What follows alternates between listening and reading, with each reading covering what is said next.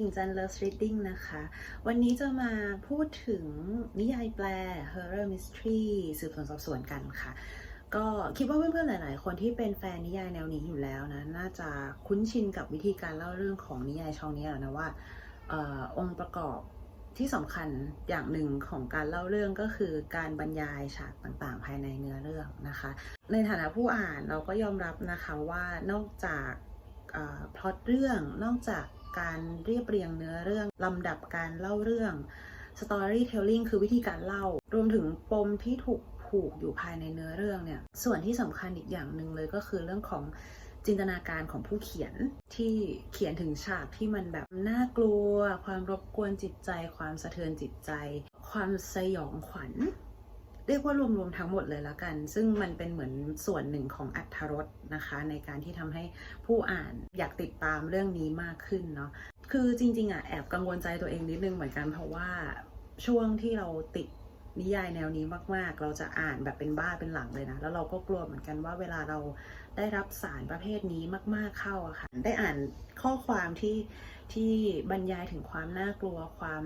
สยดสยองความสยองขวัญต่างๆเวลาเรารับมันมามากๆมันจะมีผลกระทบกับจิตใจเรามากน้อยแค่ไหนหรือว่าอย่างไรทั้งนี้ทั้งนั้นมันก็จะขึ้นอยู่กับวิจารณญาณนะที่เราจะต้องแยกแยะระหว่างเรื่องแต่งกับโลกความเป็นจริงนะคะ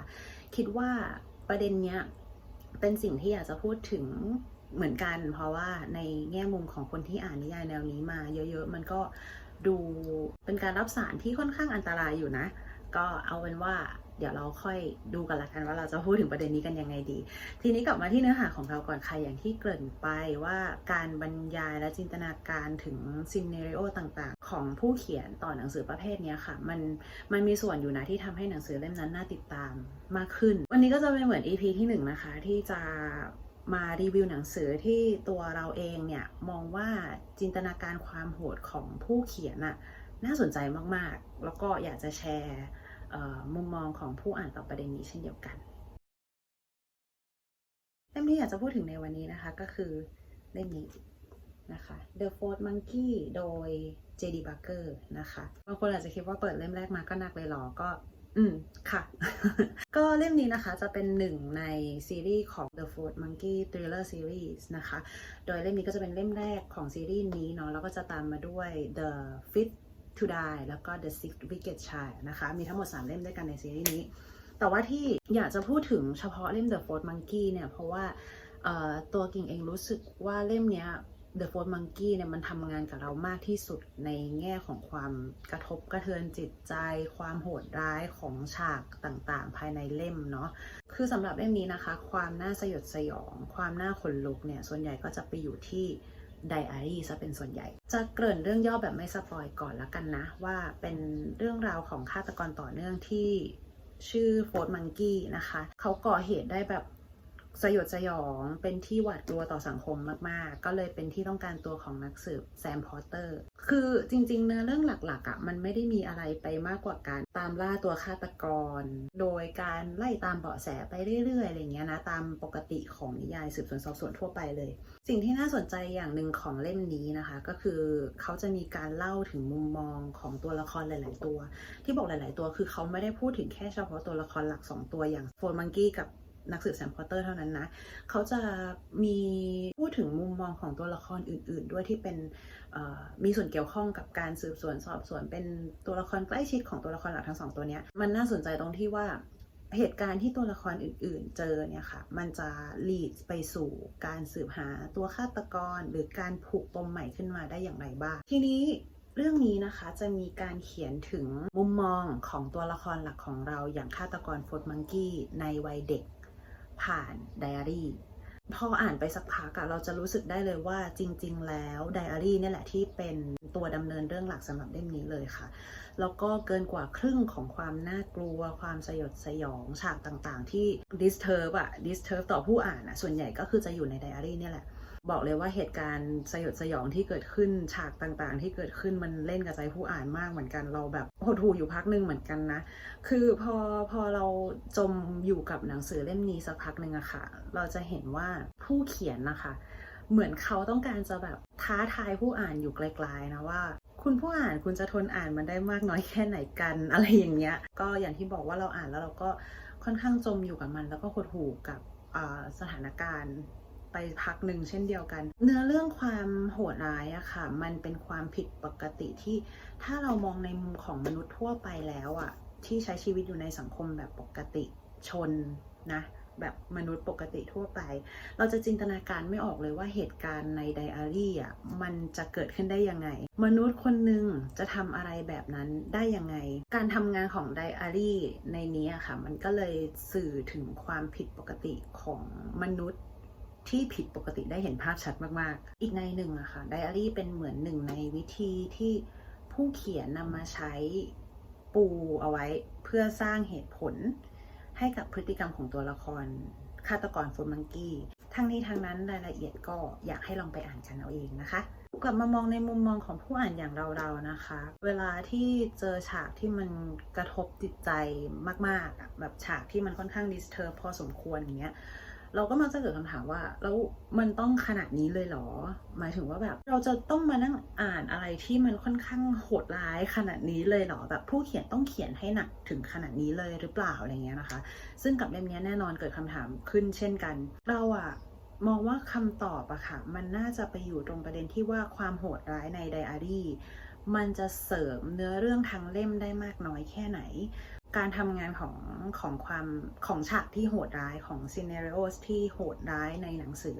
มันเป็นเหตุเป็นผลต่อหนังสือทางเล่มเนื้อเรื่องทางเล่มอย่างไรเราอยากจะพูดถึงกรณีหนึ่งเวลาที่เราอาจจะเคยผ่านตาหนังสือประเภทสืบสวนสอบสวนฆาตกรรมบางเล่มแล้วบางเรื่องมันจะมีการเล่าเรื่องที่อ่อนเกินไปหรือว่าการเขียนถึงแรงจูงใจของตัวละครมันค่อนข้างอ่อนมากๆอะค่ะที่เราจะเห็นว่าแล้วทำไมตัวละครนี้ถึงต้องทำเรื่องที่โหดร้ายขนาดนี้ทั้งที่จุดเริ่มต้นมันแค่นิดๆหน่อยๆเองอะไรอย่างเงี้ยความอ่อนแอของที่มาที่ไปอ่ะบางทีเวลาเราอ่านไปแล้วเราจะรู้สึกขัดใจเหมือนกันนะว่าแบบเอ้ยมันดูไม่มีที่มาที่ไปเลยมันดูเหมือนแบบเหมือนต้องการจะแค่ยัดการกระทำที่น่ากลัวเข้ามาเฉยๆโดยที่ไม่มีที่มาที่ไปอ่ะในกรณีอย่างเงี้ยมันยิ่งทำให้ผู้อ่านอย่างเรารู้สึกแบบมันขัดใจเหมือนกันนะอะไรอย่างเงี้ยเนาะซึ่งถ้าเราจับประเด็นตรงนี้อะค่ะเรามองว่าความโหดร้ายของไดอารี่อะมันอาจจะสมเหตุสมผลต่อพฤติกรรมของฆาตกรโฟร์มังกี้ก็ได้ขอ disclaimer ไว้นะคะว่าเราไม่โรแมนติไซซ์พฤติกรรมรุนแรงใดๆทั้งสิ้นนะเราจะพูดถึงวิธีการเขียนและเนื้อหาในหนังสือเท่านั้นนะคะตัวละครโฟร์มังกี้ในวัยเด็กนะคะก็ต้องขอย้ำว่าในวัยเด็กนะตามอิงจากในไดอารี่เนี่ยคืออยู่ในสภาพสังคมที่โหดร้ายมากๆแล้วผลกระทบที่มันสะท้อนออกมาเมื่อเขาโตขึ้นนะคะมันดูส่งเสริมซึ่งกันและกันมันทำให้เรารู้สึกว่าเด็กคนหนึ่งที่เจอเรื่องโหดร้ายขนาดนี้มาโตมาคงไม่ปกติแน่นอนอะดูเหมือนว่าทางผู้เขียนนะคะจะกล่อมให้เราคล้อยตามได้นะว่าสังคมของเด็กคนหนึ่งมันหล่อหลอมทำให้เขาโตมากลายเป็นคนที่ผิดศีลธรรมมาทำผิดศีลธรรมแล้วก็กลายเป็นคนที่น่าหวาดกลัวต่อสังคมได้นะสุดท้ายเรากลายเป็นว่าการอ่านฉากน่ากลัวเหล่านี้มันนำไปสู่ความอยากรู้อยากเห็นซะมากกว่าด้วยความที่มันทำหน้าที่เป็นไดอารี่ด้วยค่ะมันเป็นเหมือนบันทึกนะพอมันเป็นบันทึกเราก็จะรู้สึกว่าเหมือนเรากำลังนั่งอ่านเรื่องราวส่วนตัวของใครคนใดคนหนึ่งอยู่คือพอมันเป็นความอยากรู้อยากเห็นมันจะยิ่งทำให้เรารู้สึกว่าเราอยากรู้ว่าโฟร์มังกี้เนี่ยเจออะไรมามากน้อยแค่ไหนพวกฉากสะเทือนใจมันก็เลยน่าสนใจมากๆเลยในเล่มนี้นะอีกส่วนหนึ่งที่อยากพูดถึงการเล่าเรื่องการเล่าถึงฉากที่น่ากลัวต่างๆในเล่มนี้นะเรารู้สึกว่าวิธีการเล่าแบบตัดสลับมุมมองของตัวละครไปมาค่ะมันทำให้ตัวไดอารี่น่าติดตามด้วยตัวเองอยู่แล้วถ้าพูดเรื่องของความน่ากลัวของฉากต่างๆออกไปก่อนนะเอามันออกไปก่อนนะแค่วิธีการเล่าเรื่องแบบนี้มันทำให้สิ่งที่ทำหน้าที่เป็นไดอารี่อะค่ะดูน่าติดตามในตัวของมันอยู่แล้วด้วยเพราะว่าไดอารี่มันเป็นเหมือนวิธีการบันทึกเนาะเป็นเนื้อหาที่ถูกบันทึกไว้มันจะไม่ใช่หนึ่งในตัวละครปัจจุบันของเรื่องที่กำลังเล่ามันเหมือนกับตัวละครที่กำลังดำเนินเส้นเรื่องอะก็กำลังอ่านอะไรบางอย่างอยู่เหมือนกันมันเลยกลายเป็นว่าวิธีการเล่าเรื่องแบบนี้มันยิ่งทำให้เนื้อหาในไดอารี่ดูน่าติดตามมากยิ่งขึ้นแล้วมันเล่นกับใจตรงที่ว่าไดอารี่ของหนังสือ Fourth Monkey อ่ะมันแค่มีเนื้อหาน่ากลัวเฉยๆเราแค่รู้สึกว่ามันยิ่งเล่นกับใจเรามันทำให้เรากลัวตัวเองเหมือนกันค่ะเพราะว่าพอเราอยากติดตามเนื้อหาในไดอารี่แต่เนื้อหาในไดอารี่มันผิดปกติอ่ะมันจะทำให้เรารู้สึกว่าฉันอยากเสพความผิดปกติหรออะไรอย่างเงี้ยแต่ว่าณจุดนี้เองเนี่ยแหละค่ะที่เรามองว่าไดอารี่มันทำหน้าที่ของมันได้อย่างดีนะพอเส้นเรื่องหลักมันกำลังดำเนินไปอะค่ะมันเริ่มไปพร้อมๆกันกับไดอารี่แล้วไดอารี่เองก็เสริมการดำเนินเรื่องหลักไปด้วยในตัวมันมีที่มาที่ไปของมันว่าไดอารี่มันกำลังทำหน้าที่อะไรอยู่ในเส้นเรื่องนั้นๆในแต่ละตอนของหนังสือนี้มันดูซับซ้อนนะแต่ว่าในความซับซ้อนตรงนี้แหละที่มันทำให้เรารู้สึกอยากจะแบบอ่านมันไปเรื่อยๆอ่ะเรามองว่านี่เป็นวิธีที่ฉลาดมากนะคะในการเลือกใช้เครื่องมือที่เรียกว่าไดอารี่เนี่ยมาเล่นกับฉากน่ากลัวต่างๆมันเสริมซึ่งกันและกันก็ในส่วนของวิธีการเล่าเรื่องของเล่มนี้ก็เป็นอรรถรสละกันกิ่งก็จะไม่พูดอะไรมากนะให้ทุกคนได้ไปอ่านกันเอาเองนะทีนี้ถ้าถามว่ามีอะไรที่ไม่ชอบเกี่ยวกับหนังสือเล่มนี้บ้างตัวกิ่งเองไม่มีอะไรที่ไม่ชอบเป็นพิเศษนะคะเพราะว่าตอนที่เพิ่งอ่านจบใหม่ๆเนี่ยจำได้เลยว่าอารมณ์ค้างอยู่พอสมควรแล้วก็เราไปซื้อ The Fit to Die ต่อทันทีถ้ามองเฉพาะแค่เล่ม The Fourth Monkey เรามองว่ามันค่อนข้างสมบูรณ์ในตัวของมันเองนะคะทั้งตอนเริ่มเรื่องที่ดึงดูดให้เราอยากติดตามต่อแล้วก็ระหว่างเส้นเรื่องก็สร้างความตื่นเต้นแก่ผู้อ่านได้ดีมากนะคะแล้วก็ตอนจบที่ปูเรื่องไปสู่เล่มถัดไปได้ดีเช่นเดียวกันคือส่วนตัวชอบเล่มนี้มากๆถ้าจะให้พูดถึงองค์รวมทั้งหมดแบบทั้ง3เล่มอะเรายอมรับเลยว่าเล่มท้ายๆเราเฉยๆแต่ว่าก็จะไม่พูดถึงคลิปนี้แล้วกันว่าเอาเป็นว่าถ้ามีโอกาสแล้วก็เห็นแก่สมควรก็อาจจะทำรีวิว3เล่มของซีรีส์นี้นะคะโดยสรุปแล้วตามหัวข้อที่เราพูดถึงกันวันนี้นะคะเราก็มองว่า disturbing scenarios ต่างๆที่เล่มนี้ใส่ไว้อะมันสามารถทำหน้าที่ของมันได้อย่างสมบูรณ์แล้วก็ความสำคัญของฉากน่ากลัวมันก็ถูกยกขึ้นมาให้เห็นได้อย่างชัดเจนต่อผู้อ่านโดยการใส่มันไว้ในไดอารี่แล้วก็ตรงนั้นอ่ะมันก็สร้างความรู้สึกน่าติดตามได้เป็นอย่างดีเหมือนกันทั้งเรื่องของเนื้อหาแล้วก็วิธีการเล่าเรื่องที่ผู้เขียนเขาใส่ไว้เรียกว่าเป็นเล่มที่ทำให้ติดงอมแงมอยู่เหมือนกันแต่ก็กลัวไปในเวลาเดียวกันด้วยค่อนข้างสับสนนิดนึงแล้วก็อีกอย่างหนึ่งที่อยากจะพูดถึงก็คือเรื่องของการแปลนะคะอาชญา ทกัดกุลต้องขอโทษด้วยนะคะถ้าอ่านผิดแปลไว้ได้ค่อนข้างดีเลยนะคะเรารู้สึกว่าอ่านได้ง่ายแล้วก็จริงๆเราเองยังไม่ได้อ่านเวอร์ชันภาษาอังกฤษนะคะแต่ก็คิดว่าอยากจะไปหามาอ่านเช่นเดียวกันเพื่อที่จะได้ลองมาเทียบกันดูว่าภาษาการแปลแล้วก็ภาษาต้นฉบับจริงๆมันจะมีเรื่องของความเหมือนความต่างอรรถรสมันจะเป็นอย่างไรแต่ว่าถ้าเอาแค่เฉพาะเวอร์ชันภาษาไทยอย่างเดียวเลยรู้สึกว่าอ่านง่ายแล้วก็เรารู้สึก